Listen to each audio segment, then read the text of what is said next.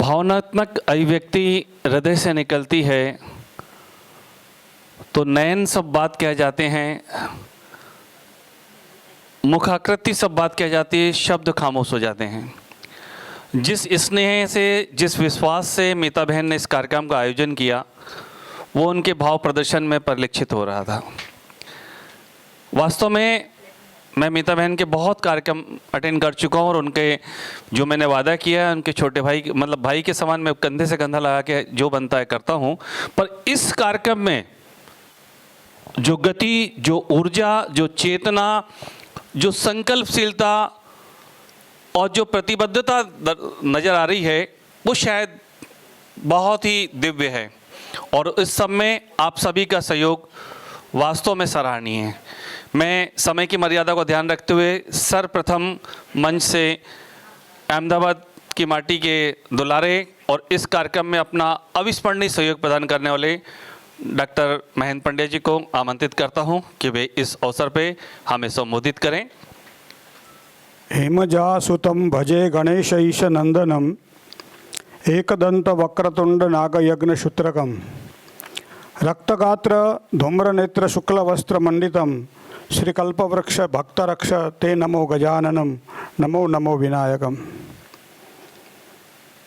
भगवान श्री गणेश जी के चरणों में सादर वंदना करते हुए गणेशम विघ्ननाशाय विद्याये शारदाम तथा कुबेरम धनलाभाय पूज्यंती जनाः सदा। सुभाषिता में बताया है भगवान गणेश जी विघ्नों के समूह को नाश करने वाले प्रधान देव हैं।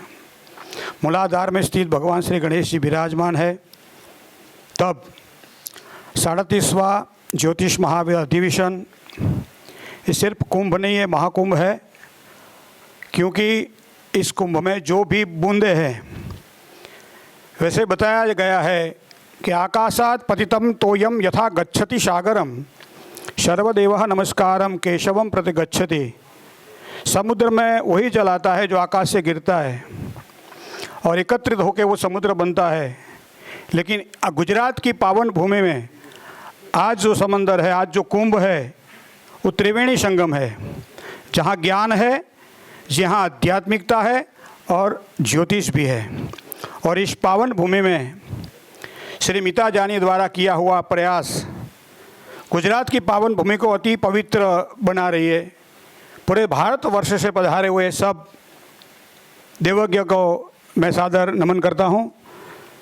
सभा में उपस्थित सब मेहमानगण, ગુજરાતની ભૂમિ આમ તો મહેમાનોની ભૂમિ છે, કારણ કે મહેમાનોને માન જેને દલ ભરી દીધા નહીં મેળી નહીં મહાન હાચું હોરઠિયો ભણે।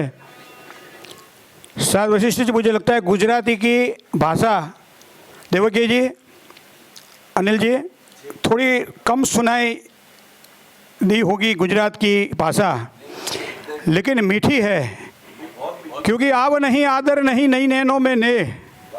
और गुजरात में तो ये कहा गया है कि अतिथि जो भी है वो हमारे लिए देव है, अतिथि देवो भव। बहुत बड़ी बात हुई परीक्षित राजा की। सुबह में जो बताया गया, जन्म के पश्चात, जन्म के पूर्व,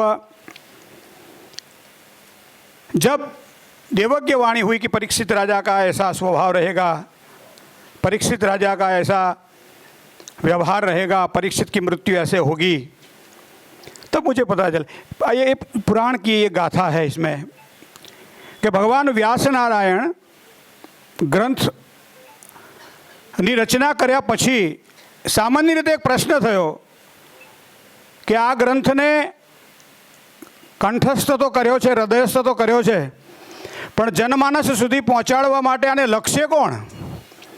અને એવા સમયે ભગવાન ગણપતિનું સ્મરણ કર્યું।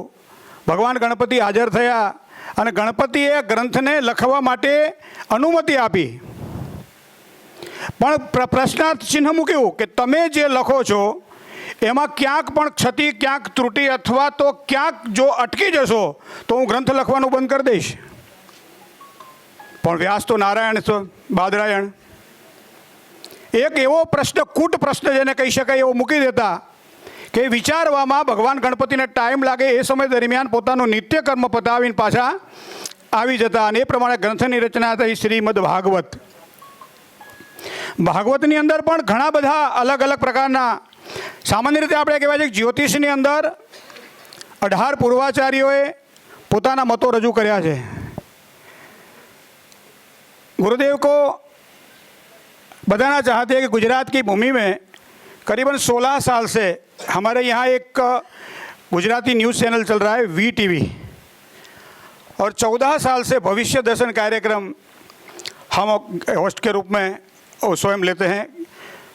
और गुजरात के करीबन 6 लाख से ज़्यादा लोग सुबह सुबह में 9 से 10 में 1 घंटे का कार्यक्रम रहता है तो देखते रहते.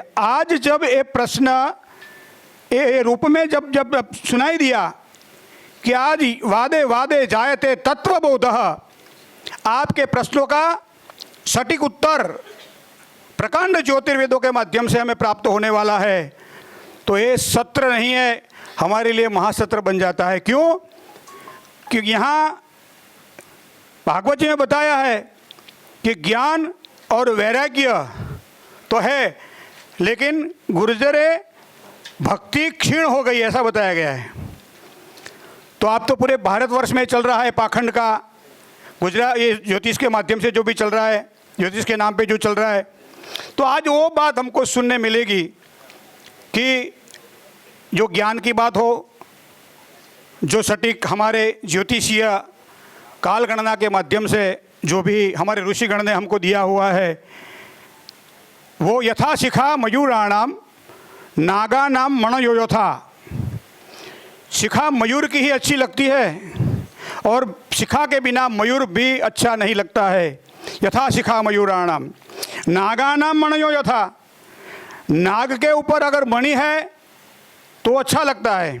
तद्वद वेदांग शास्त्राणाम ज्योतिषाम मूर्धनिवंतने, ज्योतिष को सिरमौर्य माना गया है.